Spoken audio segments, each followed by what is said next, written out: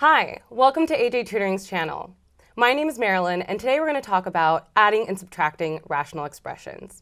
But before we get started, be sure to like and subscribe and check out our content below. All right, let's dive in.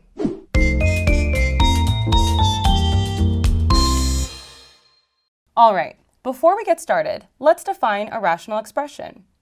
A rational expression is a fraction in which the numerator and the denominator are polynomials. You'll see here some examples of rational expressions. In order to add or subtract rational functions, we would treat them the same way we would regular fractions. And we'll put them into two categories, those with the same denominator and those without. With the example here, we notice that both rational functions have the same denominator. And so we'll follow three steps. The first is to combine the numerator values. Then we'll go ahead and combine like terms and simplify. So as mentioned, we'll notice that these two have the same denominator. So we'll go ahead and combine the numerator values and put it all over their common denominator. Be sure to look out for negatives, as in this case, that negative will be distributing to both the 3 and the negative x. We'll put it all over the x plus 1. And as mentioned, now we'll go ahead and combine like terms.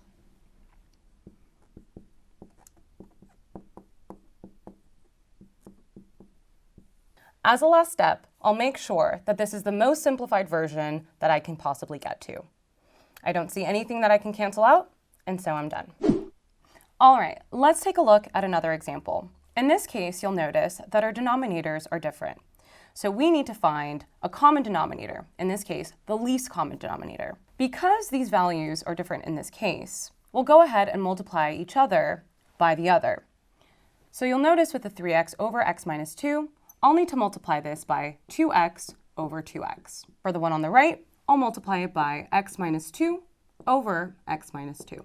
At this point, I can go ahead and multiply out our numerators and then combine at the end.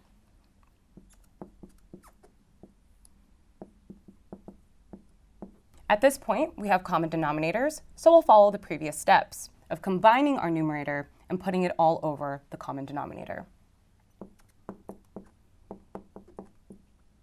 I'll go ahead and distribute the denominator and combine like terms on the top. All right, so it looks like it's simple, but we're going to go ahead and factor out any common terms in order to make sure that we're simplifying all the way. In this case, I notice that both my numerator and denominators have x values in all of the terms. So I'll go ahead and factor out the x on the top and a 2x on the bottom. At this point, I can go ahead and cancel out these similar x's, and I'm left with 7x minus 2 on the top and 2 times x minus 4 on the bottom. All right, thank you so much for watching. And if you found this video helpful or would just like to know more about rational expressions, be sure to like and subscribe.